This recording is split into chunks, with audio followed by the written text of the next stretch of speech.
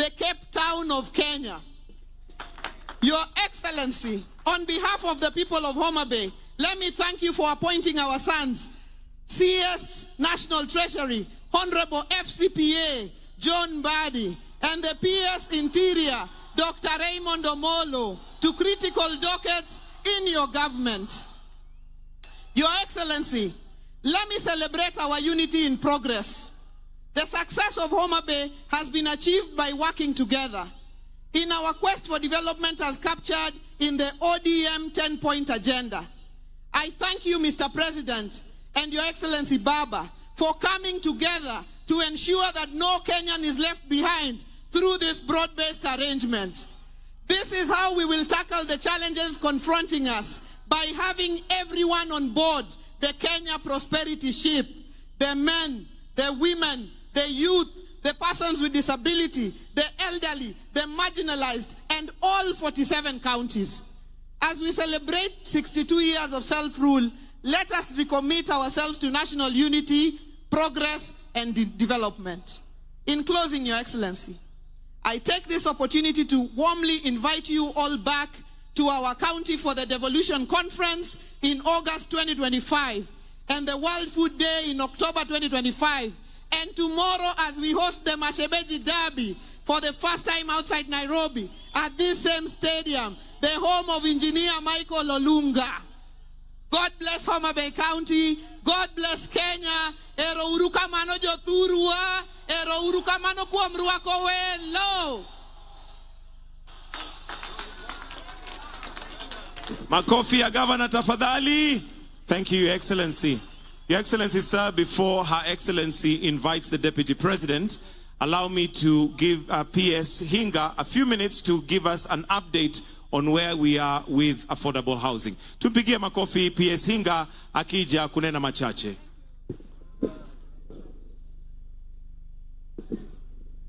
Your Excellency, the President, allow me to ride on the protocols already established. Mahatma Gandhi once said that nation's greatness is not defined by its economic power or military strength alone, but rather by how it treats its most vulnerable members. Another great, Nelson Mandela, says, what matters in life is not the mere fact that we lived. It is what difference we make to the lives of others that will determine the significance of the lives that we lead. Your Excellency, as we celebrate Madaraka Day, we need to ask ourselves the question, 62 years later, are we free yet? I dare say that we are heading in the right direction because, Your Excellency, this morning or this afternoon, there are 3 Kenyans who represent a growing list of the new homeowners that you are going to present with their right to home ownership. Your Excellency, freedom from indignity, freedom from living in squalor, freedom from having to pay to use a toilet, freedom where someone doesn't have to pay 172% more for water. That is true freedom. Your Excellency, allow me to invite the 3 that represent the new homeowners. I have Damaris Adoyo Ochele. Damaris.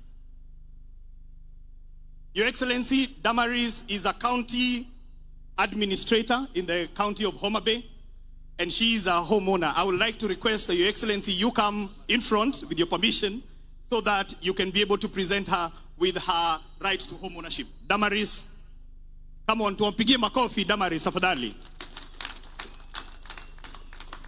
Damaris, asante sana, utangoja hapo pia. Your Excellency, ngoja tu hapo. The next person I want to invite is Victor Okoyo. Victor ni ule jamaa unasema wakubonyeza computer, dola inaingia. Victor is also able-bodied differently, and that means, Your Excellency, that we are still taking care of the most vulnerable people in our society. Victor is a new homeowner. Thank you so much. Makofi kwa Victor.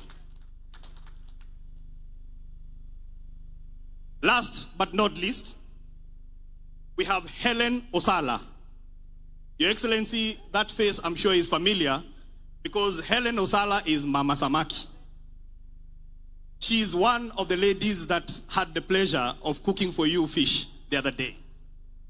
She is a true testament of what you talked about bottom up. When you talked about you're going to build serikali na mama mboga na watu wa boda boda. Asante sana for dignifying Helen.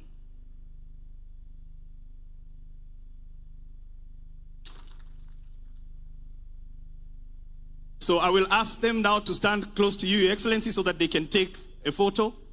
These are the 3 new homeowners that represent majority of the growing list of new homeowners. Your Excellency, we have changed the tune from freedom is coming tomorrow to freedom is here. Let's celebrate Madaraka Day for majority of Kenyans who are new homeowners. Thank you. God bless this great country.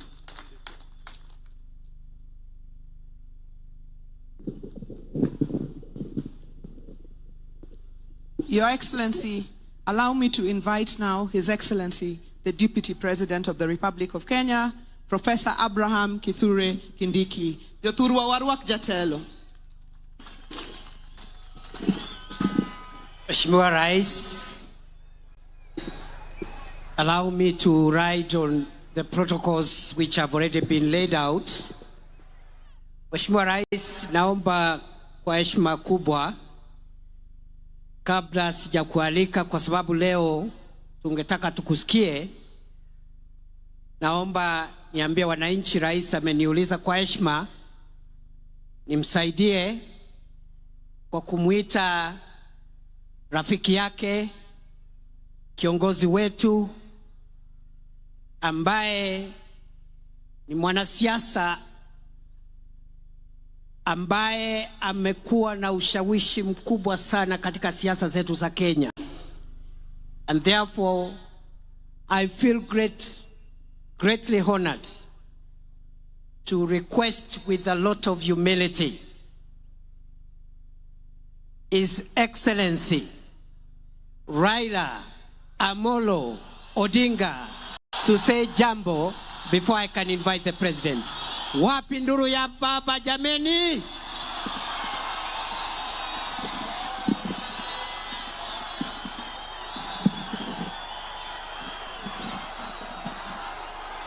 Haya.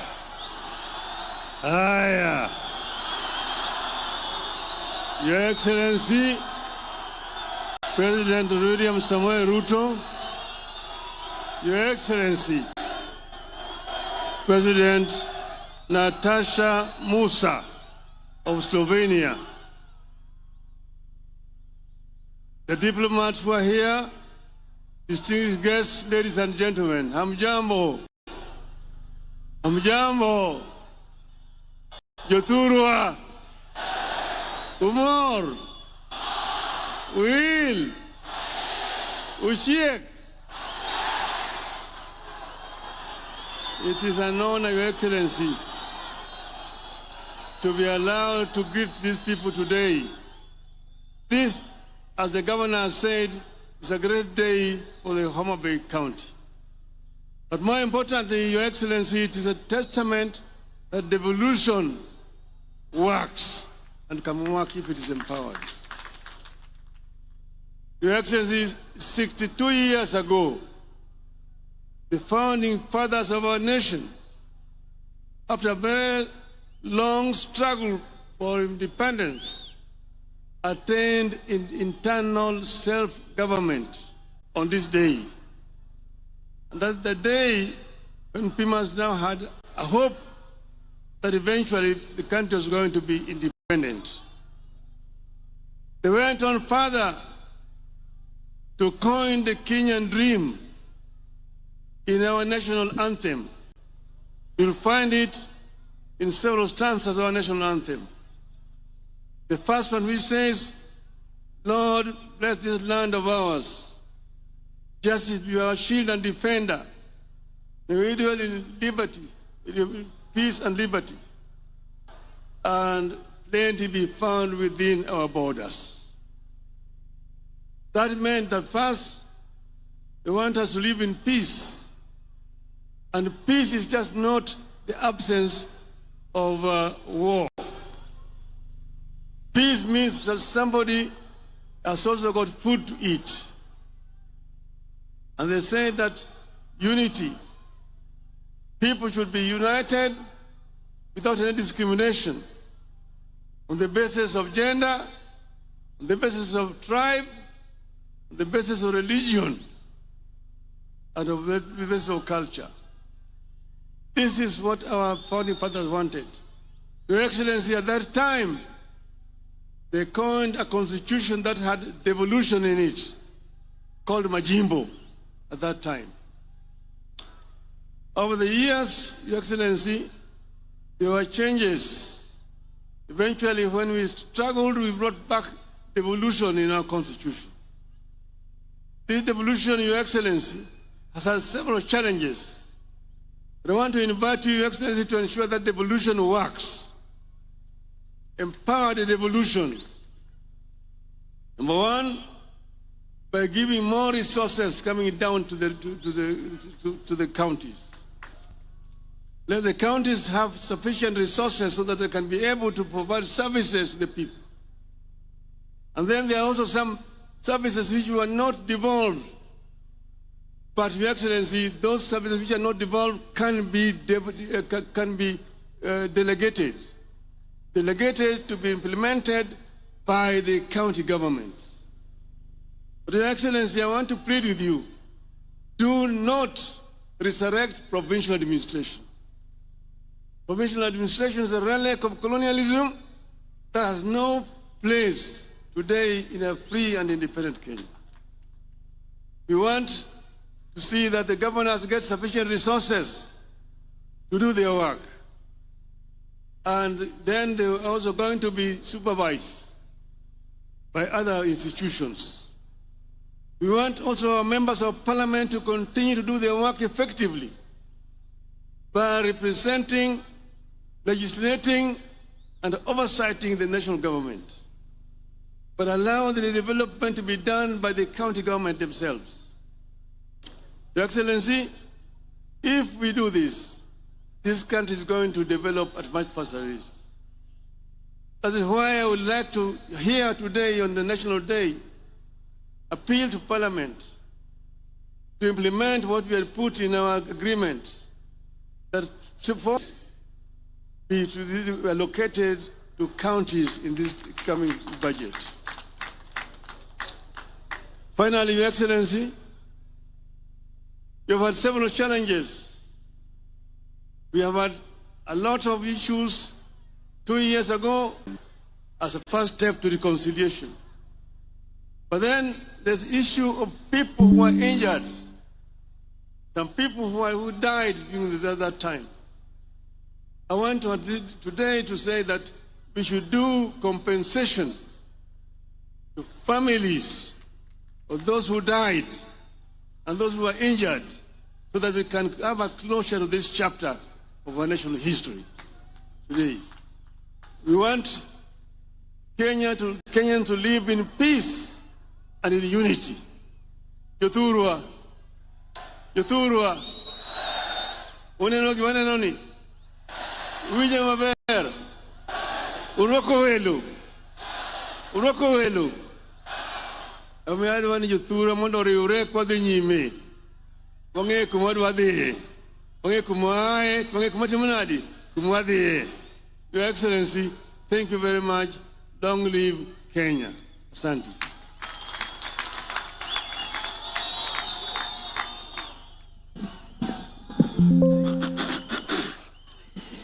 Your Excellency, before I invite you, allow me just to say this in a minute. That this generation owes the generation that fought for the political freedom of Kenya, the debt of fighting for the economic freedom of our country. As you lead us, Your Excellency, I am satisfied that we are on a course of paying the historical debt of our forefathers who fought for the freedom of Kenyans to govern their own affairs and to rule themselves. We are paying that debt by ensuring we also provide economic freedom to Kenya and its people. Number two, Your Excellency, in that journey, I am equally persuaded that we as a country, and with you as our leader, we are also creating a more inclusive Kenya. From an economic standpoint, for a long time, the investments of national resources, especially in supporting the value chains from where the majority of our people derive their income, those resources have sometimes forgotten certain sectors. Glad, under your administration, Your Excellency, we are spending more money, not only to strengthen the traditional value chains in tea and coffee and all the other important crops grown in our country, not just in livestock development, but we are also spending enough resources to provide support to fisher folk and make sure our country maximizes from our blue economy resources. Finally, Your Excellency, as we live and travel this journey, it is also clear on us that between yourself and His Excellency Raila Odinga, you are speaking to our nation so that we can forge closer ties among ourselves as citizens of Kenya, reduce barriers brought about by politics, ethnicity, religion. And going forward, Your Excellency, we look forward to your partnership, yourself and His Excellency Raila Odinga, and the rest of us who are fortunate to be in leadership positions, to build a more united Kenya, a more inclusive Kenya, where one's place of birth, religion, ethnicity doesn't have to count. Rather, their merit and what they bring on board in the contribution of our national development is what matters. I want to appeal that we also bring on board all generations, so that the younger people, the older people, the children, and even the generations to come, we all find ourselves in that one ecosystem, because we all belong to this country. No generation is superior to the other. The older people have a role to play. The younger people have a role to play. Our children have a role to play. Even the unborn, when they arrive in the world through Kenya, they will have a role to play. Nakushukuru Mheshimiwa Rais, na mimi nataka nikuambie nitaendelea kusaidia vile unajaribu kuunganisha Kenya. Nimshukuru mzee wetu Mheshimiwa Raila Odinga, ambaye ni kiongozi amesukuma siasa ya Kenya kwa muda mrefu, before some of us even arrived in the scene. But he is courageous enough, patient enough, all the time to consider Kenya greater than each one of us. Na kwa hayo mengi, Mheshimiwa Rais, allow me, fellow Kenyans, that we be upstanding as we invite President William Ruto to come and address us. Wapi shangwe na vigelegele jameni? Asanteni sana. Welcome, Mr. President.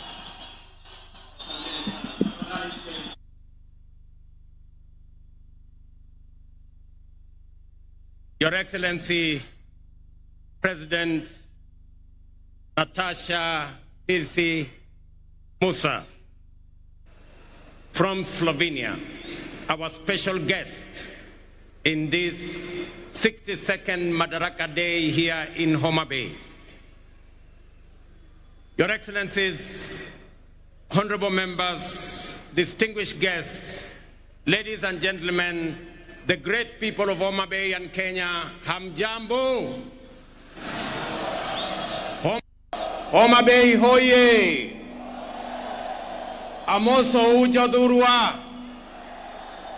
Jodurwa untie. Jodurwa umor. Jodurwa oil. Bwana Yesu asifiwe. Asanteni sana. Kwanza, kabla sijasoma taarifa yangu ya siku ya leo, in our midst, we have a friend of Kenya, a great lady who has paid us a visit. When I invited her to come, she was gracious to consider time to come and fellowship with us. And more importantly, she agreed to be a special guest on this Madaraka Day in Homa Bay. Your Excellency, Madam President, we honor you. We are grateful for your consideration and for coming to be in our midst. And the people of Kenya, represented by the people here, welcome you to Kenya. And as a special guest, let me allow you to make your statement. Tumkaribishe Mheshimiwa Rais na makofi jameni. Welcome, Madam President.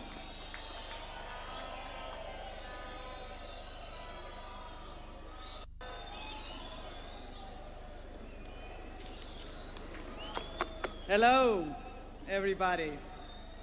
Dear Mr. President, distinguished guests, and above all, people of Kenya, I stand here before you, deeply honored by the privilege that Kenya, a proud and powerful nation of the African continent, has bestowed upon me to address the Kenyan people on behalf of the people of Slovenia. I stand before you, humbled yet proud of how warmly Slovenia has been received and of our shared desire to see the cooperation between our two countries flourish. The Kenyan people wrote a pivotal chapter in history. Madaraka Day, the day Kenya gained the freedom of self-government, marked the day Kenya finally secured the right to shape its future. An arduous journey came to an end.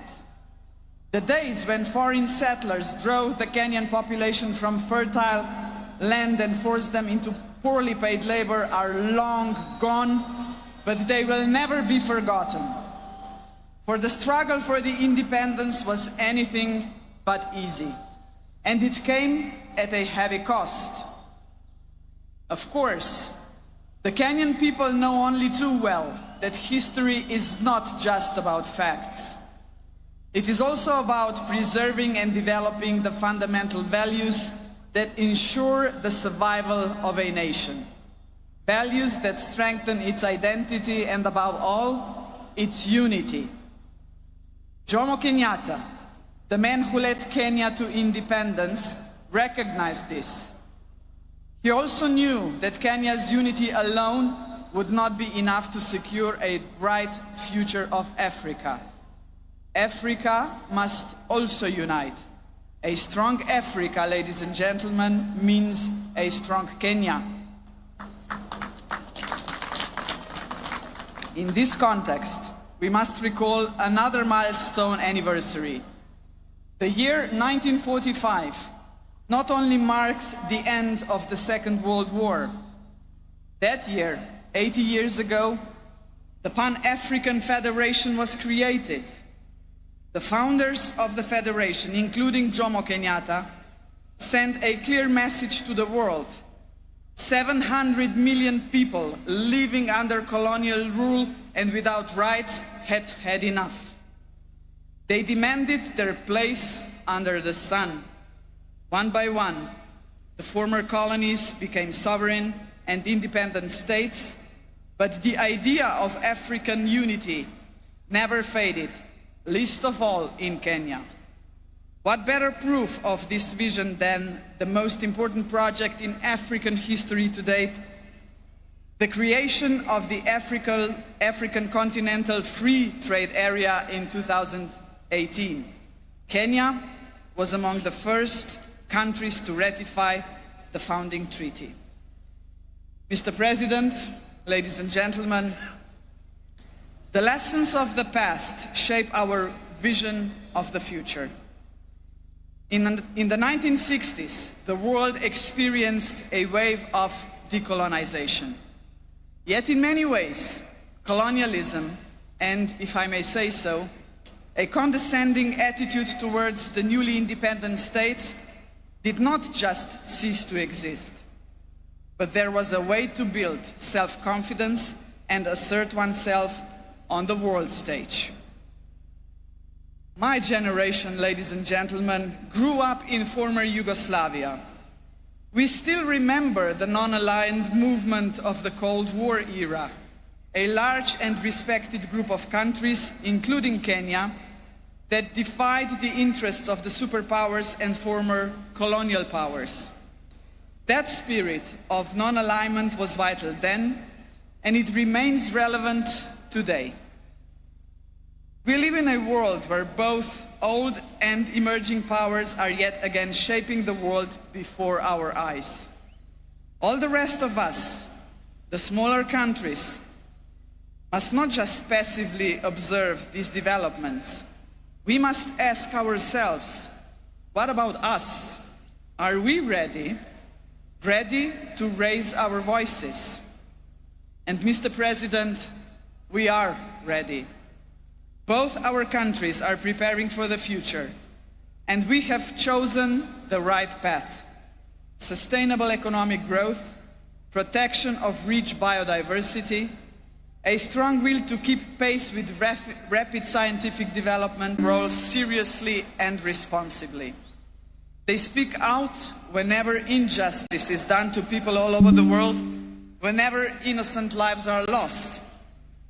Kenya, too, brings a rich, in many ways unparalleled experience in multilateralism.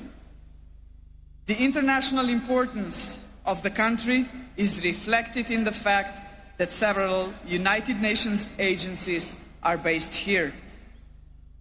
Both our countries believe in multilateralism because peace, justice and prosperity should not be the privilege of some at the expense of others. We are, after all, an international community, and in a community we look out for one another. And in a community, solidarity matters. In a community, cooperation must be our goal, not selfishness. In a community, peaceful settlement of disputes, not wars, must be the norm. Only such a united community will be capable of confronting the world's most urgent challenges, such as poverty and climate change, lack of access to basic needs and social exclusion. This is why we should be proud that there are several projects in which Kenya and Slovenia are working together to support each other in tackling this kind of challenges. Dear Mr. President, dear people of Kenya, the Slovenian people celebrate Madaraka Day with you. We are a young country, but we too have our own story of struggle for independence. We celebrate with you because we are both proud and confident nations, nations that revere the past yet look firmly to the future. We must not be discouraged by the troubled world in which we live. We should look for opportunities that lead to a strong economy, scientific progress, innovation and environmental protection. Unity and determination have brought us this far. They will take us even further. As late Kenyan and African literature giant Ngugi wa Thiong'o had said in his Dreams in a Time of War, believe in yourself is more important than endless worries of what others think of you. Value yourself and others will value you. Validation is best that comes from within. Happy Madaraka Day. Asante sana.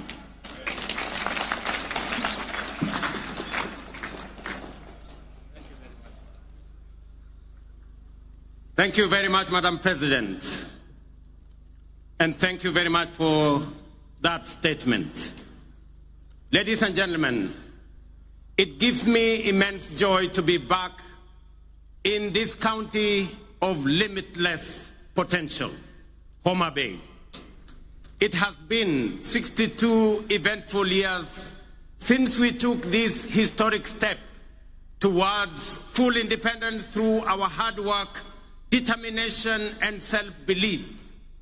We have defied odds, surmounted challenges, triumphed over adversity, and emerged as a modern democratic state whose government and economy are energized by the restless ambition of confident citizens. Our forefathers knew, as we do, that we, the people, are the foundation, the pillars, and the engine of this nation, and that only we can do the work of building the Kenya we want. More critically, we understand keenly that this country is our home and we have no other.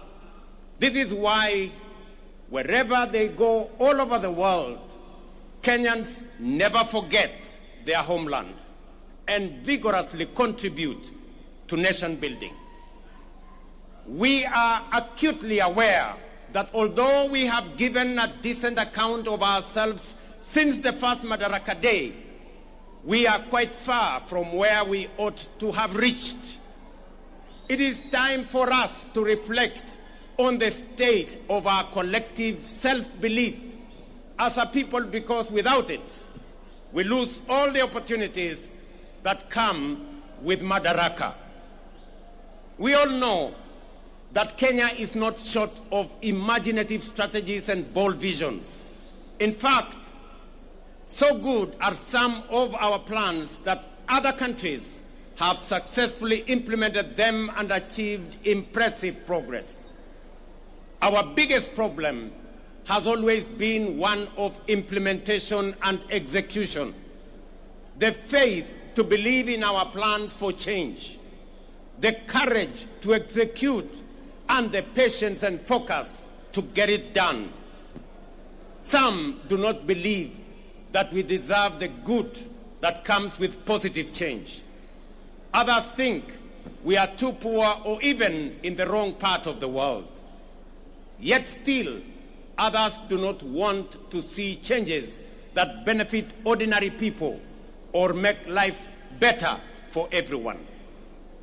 Today, ladies and gentlemen, I want to persuade the doubters that no one else is going to bring change except us, and that the only way to build the Kenya we want is by embracing change, however uncomfortable it may seem at first, and that we must possess the self-belief individually and collectively to approach our tasks boldly, confidently, and with determination in order to deliver new, more and better, sooner rather than later.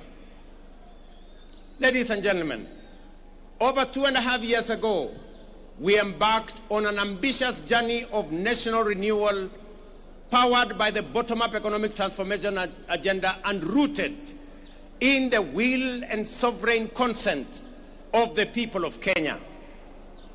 Bottom-up is not just a mere slogan. Today, it is a lived reality for millions of Kenyans, transforming lives and reshaping destinies across the country day by day. This agenda is the expression of a deeper yearning among Kenyans to take control of their own fate and break free from a long history of hopelessness, dependence, and exclusion. This renewal of our commitment to deliver on the fundamental mandate of Madaraka is inspired by the enduring spirit of self-determination through which we vow to give ourselves not only what was denied us during colonialism, but also what every citizen and every human being deserves.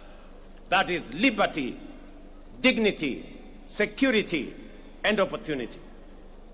Madaraka affirms our collective faith, shared across generations of Kenyan patriots, that through hard work, innovation, and resilience, our farmers, traders, young people, workers, and professionals will rise to the occasion.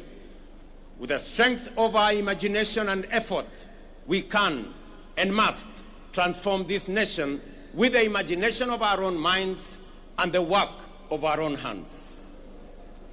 I speak to you today with a deep conviction that our country is firmly on the path to stability and progress.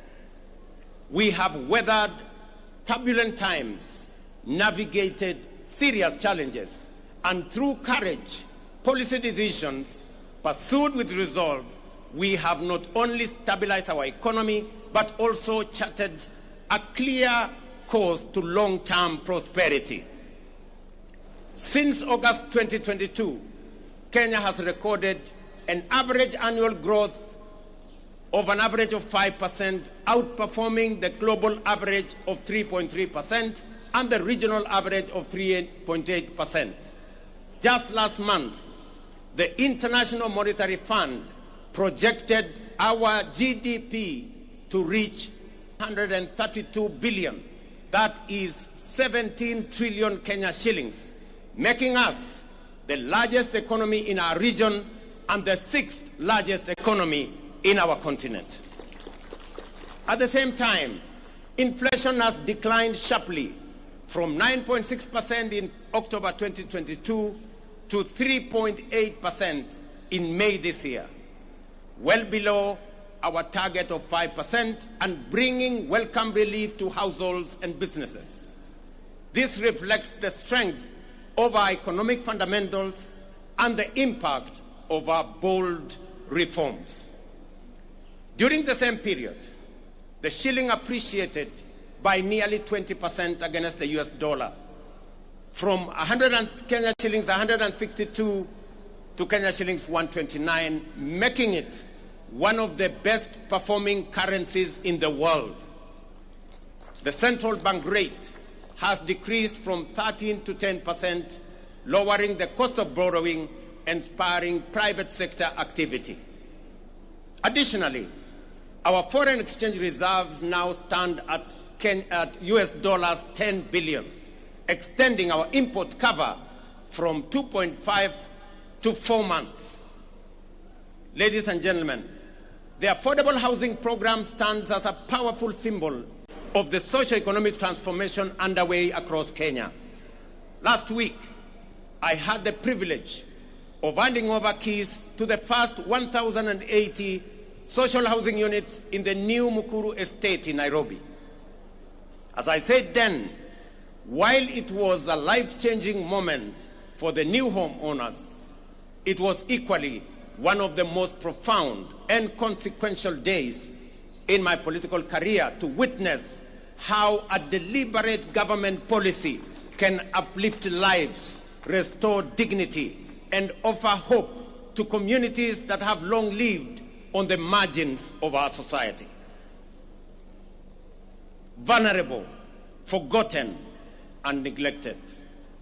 It also marked a proud milestone for Kenya and demonstrated that ambitious national programs can be successfully implemented to deliver tangible benefits to ordinary citizens and fundamentally reshape our understanding of meaningful change. To see families move from the hardship of overcrowded slums to the relative comfort of permanent homes, complete with electricity, running water, and clean cooking gas, was a powerful reminder of what pro-people policies can deliver and the great things we can achieve together when we focus our thoughts and energy on possibilities and action rather than obstacles and doubt. A little over 2 years ago, many were skeptical when we said that ordinary Kenyans can begin owning homes through a rent-to-own model using the same amount they pay in rent. Today, that bold promise is being fulfilled. We saw the joy of Cherusha Mudhoni, a mother of 3, grandmother of 4, and second-hand clothes trader from Mukuru kwa Ruben as she stepped into her new home. Here in Homa Bay County, the county of limitless opportunities, just 2 days ago, I had the pleasure of handing over keys to the first occupants of 110 affordable housing units at Boma Yangu Housing Estate right here in Homa Bay. Among the new proud homeowners, some of whom are with us here today, were Kennedy Otieno Odede, a border writer, Helen Atieno Osala, a mama samaki at the new modern fish market here in Homa Bay, Geoffrey Othiambo Nyasuda, a Jua Kali fabricator, and Vincent Ocheng Onyango, a security guard. The journeys of new homeowners like Cherusha Mudhoni in Mukuru, Kennedy Odede here in Homa Bay, and thousands of others across the country, from the dehumanizing squalor of informal settlements to the security and pride of permanent homes, stand as a powerful testament to the transformative promise of bottom-up empowerment. They prove that with vision and resolve, courage and conviction, we can lift even the most forgotten among us into lives of dignity, hope, and limitless possibility. Ladies and gentlemen, if you didn't understand what we meant by bottom-up, now you do. If you didn't believe, now you believe. And if you thought it was a fantasy, as contributors to the housing levy, you are now witnessing and making history that will be remembered for generations to come in the history of Kenya. We are firmly on course to delivering 150,000 housing units under the Affordable Housing Program, which have been under construction since September 2022, with 11,000 units already available for occupation. Very soon, I shall be handing over keys to new homeowners in Bahati in Nakuru, in Elbakon in Nakuru, in Mabera in Kuria West, in Mgwen in Nandi, in Milimani in Kakamega, and also in Vihiga counties, Nanyuki, and many others across the country. The bottom-up transformation is reaching every corner of Kenya, leaving no one behind. Beyond providing dignified shelter, this transformative program is driving job creation, having already generated over 250,000 jobs. It is nothing short of a nation-building revolution, uplifting lives, growing businesses, and redefining the future of work and urban living in Kenya. Fellow Kenyans, in recognition and appreciation of the sacrifice made by patriotic Kenyans through their contributions to the housing levy, I am pleased to announce today that we shall be proposing to Parliament a reform to the law that will allow any contributor to access an affordable home loan of up to 5 million shillings at a single-digit interest rate, applicable towards any housing unit in the market.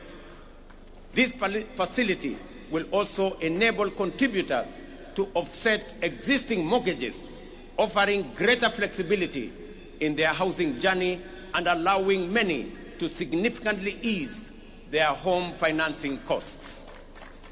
These reforms will ensure that every shilling contributed to the housing levy works for the contributor, whether through access to affordable housing, home loans, or mortgage relief. Ladies and gentlemen, word is beginning to get out throughout the nation that SHA is working, by which citizens mean that the transition challenges and teething problems are now behind us, and universal health coverage is now serving Kenyans and leaving no one behind. Since the rollout of Taifa Care in October 2024, 23 million Kenyans have so far registered with the Social Health Authority, a resounding vote of confidence in our reformed healthcare model. We are now recording an average of 50,000 new registrations every day, a clear testament to the fact that Kenyans have embraced a system designed to guarantee access to quality, affordable, and dignified healthcare for all of us. In just 8 months, SHA has disbursed Kenya shillings 43 billion in claims to facilities, with 4.5 million Kenyans having received treatment fully covered by SHA since its inception. For the first time in Kenya's history, under SHA, citizens can access free emergency services in all facilities funded by the government through the Emergency Critical and Chronic Illness Fund. This groundbreaking reform is eliminating the burden of mandatory deposits demanded by hospitals, especially during emergencies. To sustain this momentum, the government has allocated sufficient resources to fully fund primary health care services. Every registered Kenyan can now access care in public and SHA-contracted facilities at no cost. Taifa Care is universal in both word and deed. These healthcare services deliver transformation goes beyond the magnitude of numbers or of new beneficiaries to real impact on citizens. SHA is settling payments promptly, ensuring that no Kenyan is turned away due to lack of funds. Additionally, to expand access to comprehensive inpatient care, the Social Health Authority is prioritizing the enrollment of all Kenyans with a particular focus on those in the informal sector, many of whom were previously excluded under the now defunct National Health Insurance Fund. Although informal households account for approximately 80% of the population, they have historically faced significant barriers to access health insurance. So far, 1.7 million informal sector households have successfully enrolled and paid for social health insurance, a record achievement representing the highest number of informal sector enrollment in a single year in the history of Kenya.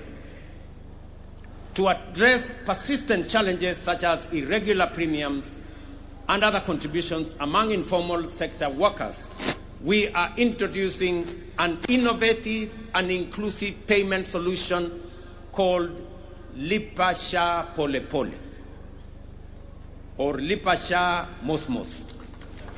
This initiative enables Kenyans to remit their annual SHA contributions through flexible, manageable installments, whether monthly, weekly, or even daily, based on their financial ability.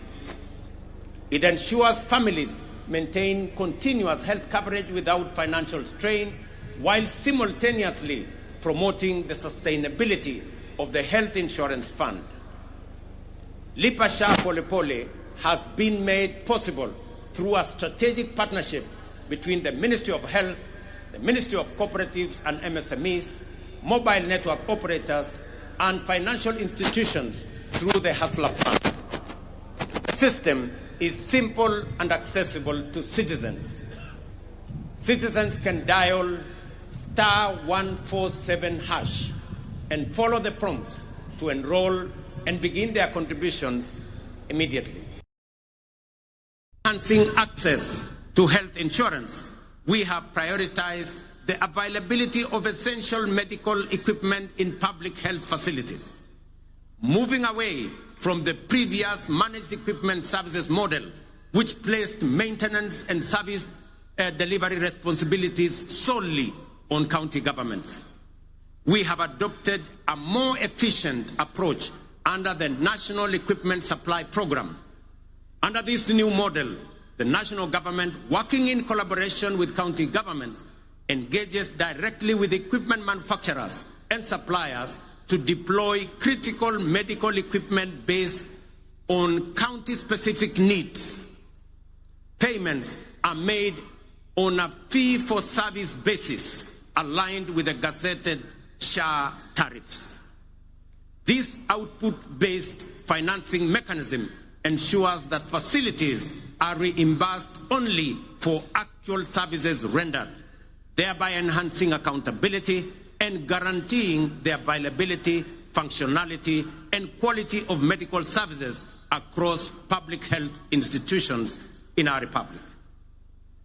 I urge every Kenyan to take charge of their health by enrolling with the Social Health Authority so that together we can end the heartbreaking cycle where families are forced to auction their livestock, sell their land, or part with their life's possessions just to afford medical care. No Kenyan should choose between life-saving treatment and their dignity. Let us unite to build a healthcare system rooted in dignity, equality, and compassion, a system where access to care is a right, not a privilege for a few. Ladies and gentlemen, you will agree with me, fellow Kenyans, that the remarkable progress we are making in both affordable housing and Taifa Care has been made possible by the solidarity, trust, and commitment with which Kenyans have participated in and contributed to the realization of radical positive change on an unprecedented scale. The evidence before us of real progress with real impact on people's lives should encourage and inspire us to do even more together with greater confidence and to turn Kenya into the country we all aspire to belong. I extend my deepest gratitude to millions whose housing levy contributions are restoring dignity to fellow citizens who may never have had a dream of owning a decent home. I also thank all who support SHA and are helping us turn our vision of universal health coverage into a lived reality for millions across our country. Ladies and gentlemen, through strategic investments in agriculture, we are accelerating both growth and resilience in the sector. Fertilizer subsidies have boosted food production by 50%, while reforms in the coffee and sugar sectors have revived local industries, enhanced farmers' incomes, created jobs, and reinvigorated rural economies. Today, milk farmers are earning an average of 50 shillings per litre, up from 35 shillings 2 years ago. Coffee farmers are now earning up to 150 shillings per kilo, a remarkable increase from an average of 65 2 years ago. Tea earnings rose from Kenya shillings 138 billion in 2022 to 215 billion in 2024. Sugar production surged from 490,000 metric tons in 2023 to 815,000 metric tons in 2024, enabling us to reduce sugar import by 70%, while increasing farmers' earnings from 50 billion to 90 billion. We have intervened with consistency and focus to ensure sugarcane growers receive fair returns for their deliveries and that they get paid in full and on time. To anchor these gains sustainably, we must recognize that increasing the efficiency of milling plants is central to farmers' interest. Efficient mills are more profitable and offer farmers optimal returns. Conversely, outdated mills, some of which run on plants that are over 50 years old, recover only 1 ton of sugar from nearly 20 tons of cane, shortchanging our growers and robbing them of their sweat. In this connection, the recent competitive leasing of 4 state-owned factories, Nzoia, Chemelil, Sony, and Moroni, is another strategic step to inject efficiency, restore profitability, and safeguard farmers' livelihoods. Our goal is to modernize the mills, ensure prompt payment to farmers, workers' salaries and wages, and transform these once struggling factories into productive and sustainable enterprises. For years, these factories were a financial burden on the exchequer, surviving only on repeated taxpayer-funded bailouts while failing to pay farmers and workers. The government of Kenya has acknowledged its limitation in managing these mills. Let it be clearly understood that neither the factories nor their assets, including land, have been sold. They remain public property, leased under strict terms to private sector players to deliver shared value and revive the industry for the benefit of farmers, workers, communities, the sector, and the nation. As we dedicate our efforts to nation building, we are also preparing Kenya to thrive in an increasingly competitive, complex future. This requires equipping our learners with the knowledge, skills, and mindset necessary to seize opportunities and contribute meaningfully to national development.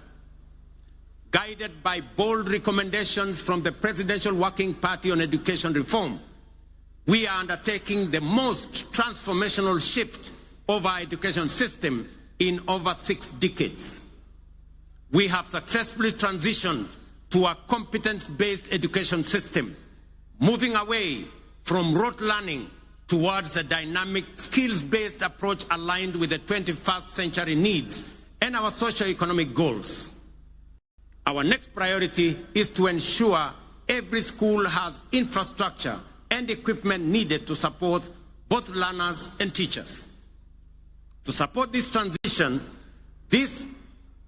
and respond to the needs of our growing population, we have undertaken the largest teacher recruitment drive since independence, employing 76,000 new teachers over a period of 2 years, and are on course on additional 24,000 teachers by January next year. We also have built more than 23,000 additional classrooms, easing pressure on existing infrastructure and shielding teachers and learners from the burden of overcrowded classrooms.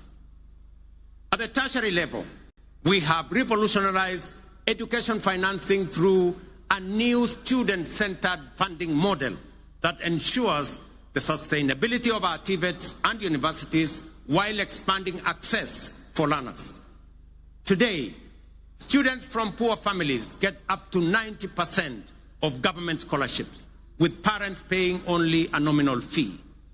In recognition of the transformative power of technical and vocational education and training, in tackling pressing socioeconomic challenges such as youth unemployment, skills gaps, and poverty, the government is aggressively scaling up investment in technical training.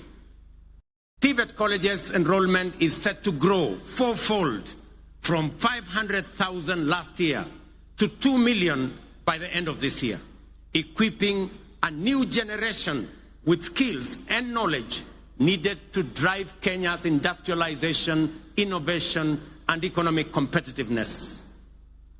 Ladies and gentlemen, to further empower ordinary Kenyans and small businesses with affordable credit, The Hustler Fund has supported over 25 million borrowers, disbursed 70 billion, and mobilized 4.5 billion in savings. It has also introduced a revolutionary credit rating system that is transforming access to finance for millions who were previously excluded from the formal financial system.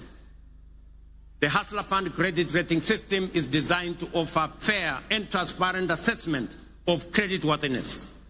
It serves as an alternative form of soft collateral for individuals at the base of our economy, the historically excluded majority who lack access to formal financing guarantees such as payslips, title deeds, or other traditional forms of collateral. To date, over 4.5 million beneficiaries with strong credit scores have been qualified for increased loan limits.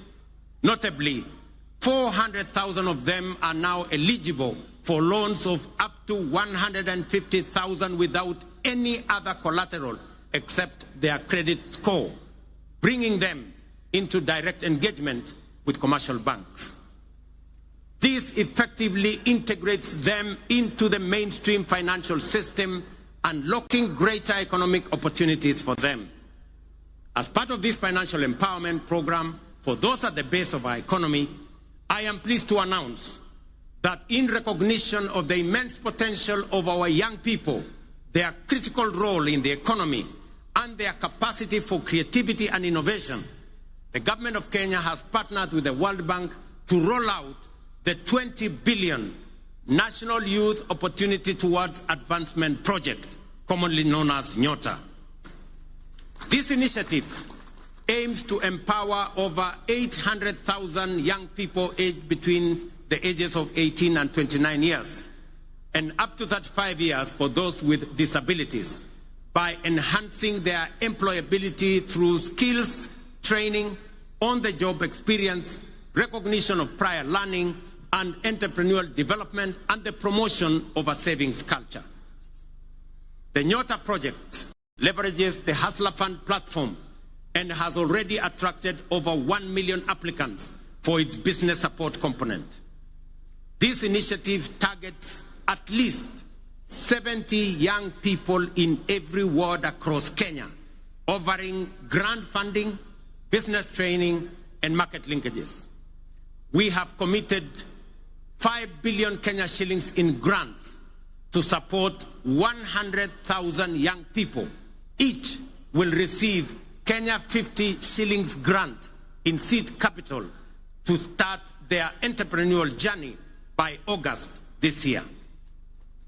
I am equally pleased to report to the nation that effective this week, we will commence the nationwide rollout of Climate Works, a bold and ambitious initiative aimed at engaging over 110,000 young people across the 47 counties in meaningful work that strengthens their nation's resilience, beginning with informal settlements. Launched last year in Nairobi, the program has recorded significant success and is now being expanded to the remaining 46 counties. Structured as a social protection program, Climate Works will engage youth to deliver vital public goods, including the construction of roads, the planting of trees, and the improvement of environmental sanitation within their localities. Through Climate Works, we are not just offering a paycheck for today. We are providing financial relief and a bridge to future opportunities, enabling young people to pursue their next steps, whether in launching a business, tapping into long-term employment. So vijana wa Homa Bay, mujipange kuanzia next week. Ile ilikuwa inaitwa kazi mtaani, sasa itaanza Kenya mzima, na vijana 110,000 watapata nafasi ya kushiriki katika kazi hiyo. Ladies and gentlemen, the blue economy is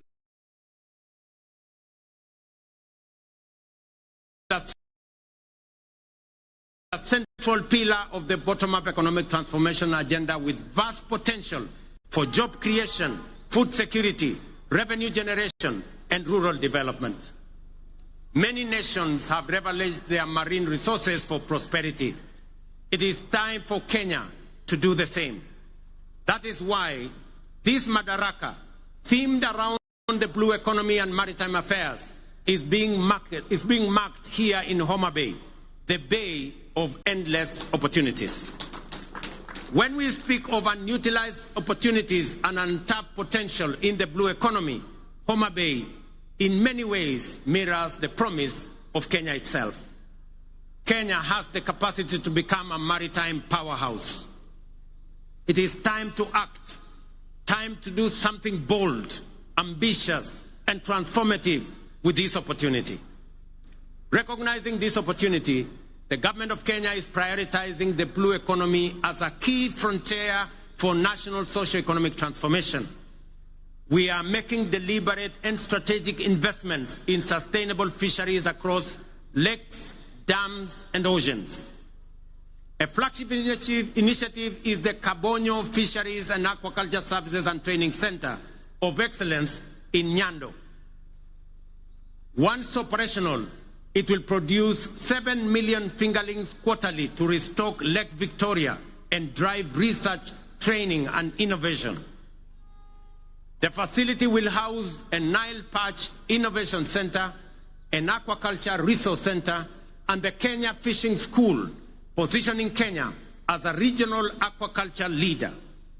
Similarly, the Sagana Aquaculture Center is being modernized to serve as a national breeding hub to warm water species like Nile tilapia and African catfish. These initiatives will boost aquaculture productivity, improve nutrition, and expand livelihoods, aligning with Kenya's Vision 2030 and the bottom-up economic transformation agenda to expand fish farming into arid and semi-arid regions. In Mount Kenya's highlands, the Kikanjo Drought Hatchery is being upgraded to resolve issues like fingerling shortages and high costs, ensuring trout farming remains viable in cooler regions.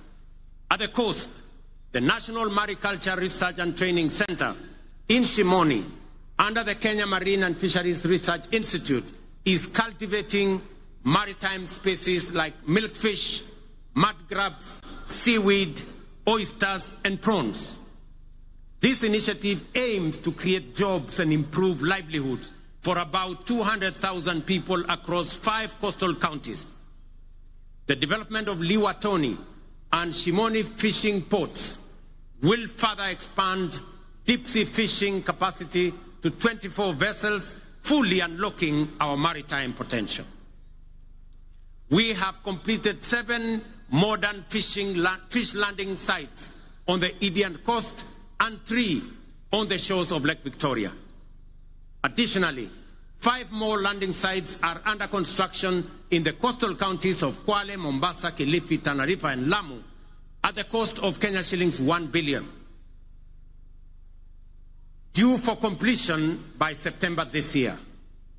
9 new landing sites are also planned around Lake Victoria, in Kisumu, Busia, Siaya, Migori, and Homa Bay, with a budget of Kenya shillings 1.5 billion.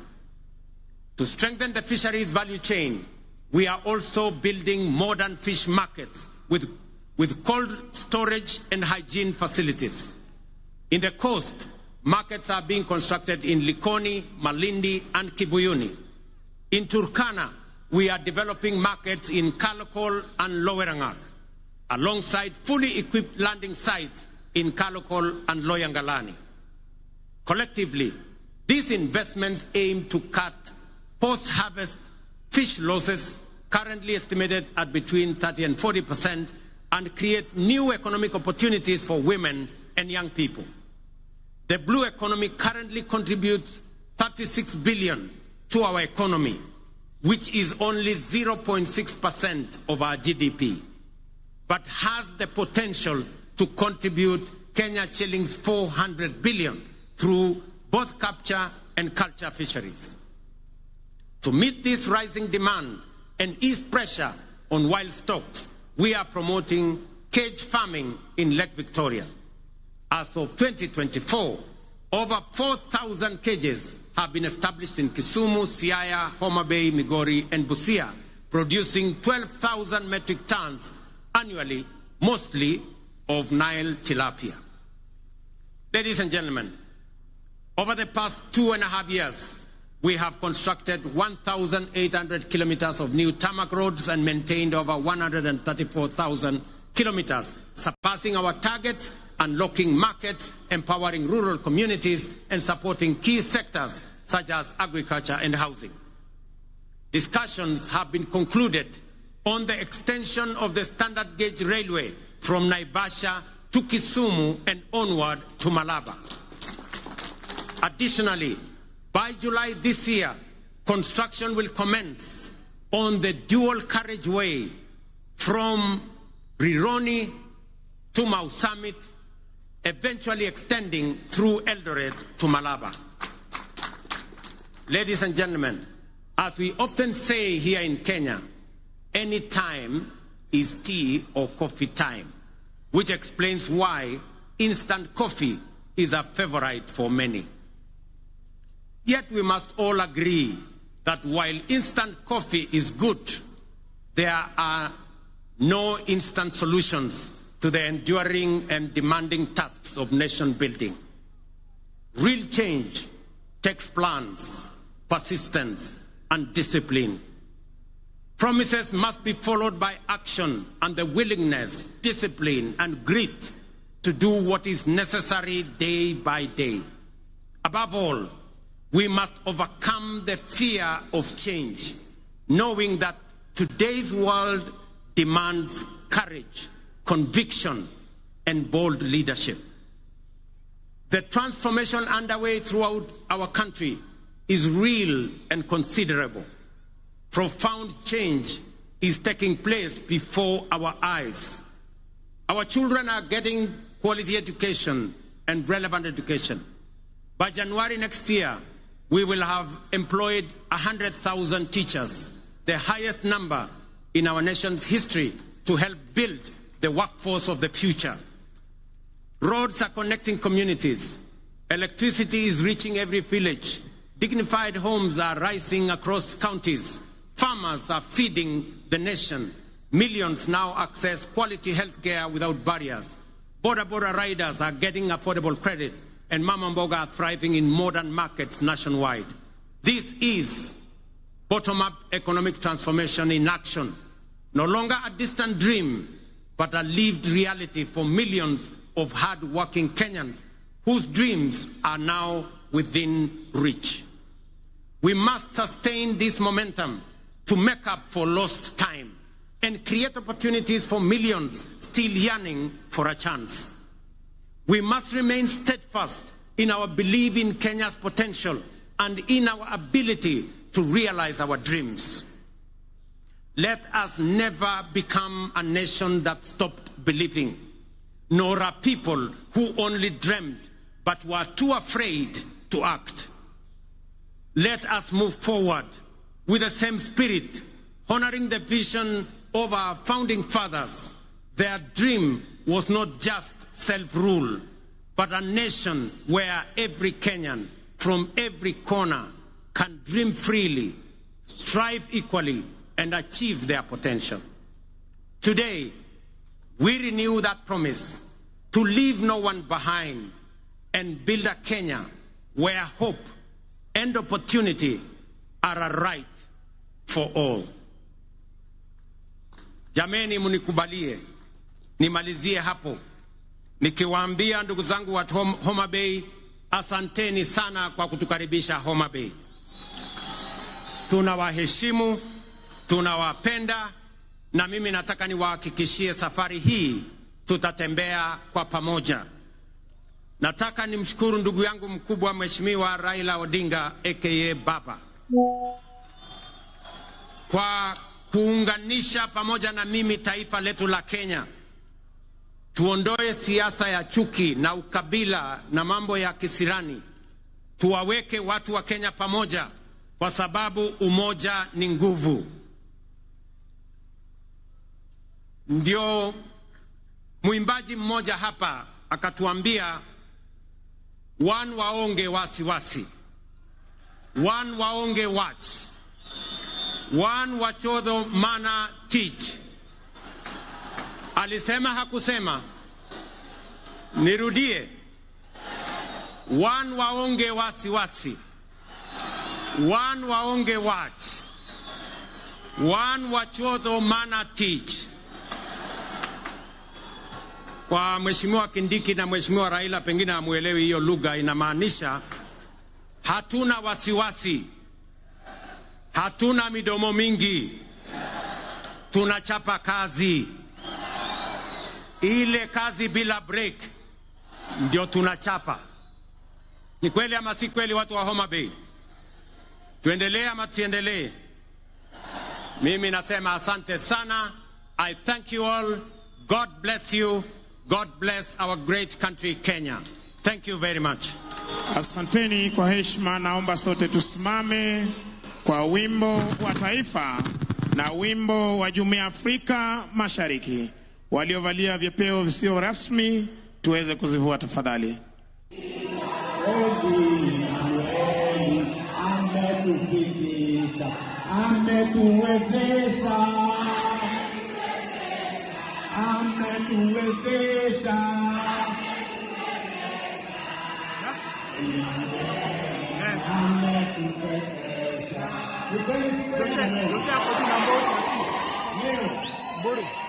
Katika hapa Mukuru New Mukuru Estate